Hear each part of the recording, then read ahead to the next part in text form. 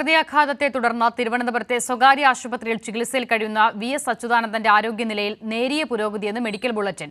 വിവിധ വകുപ്പ് മേധാവികളുടെ നേതൃത്വത്തിൽ ഡോക്ടർമാരുടെ പ്രത്യേക സംഘമാണ് വി.എസിനെ പരിചരിക്കുന്നത്.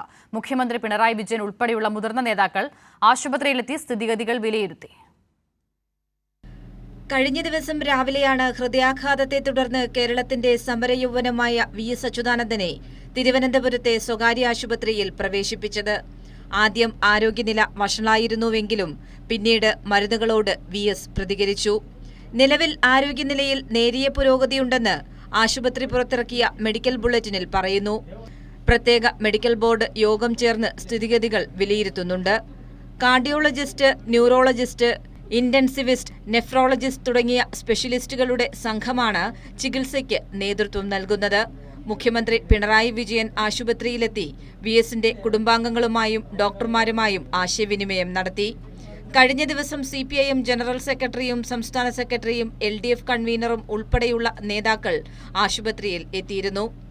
കൈരളി ന്യൂസ്, തിരുവനന്തപുരം.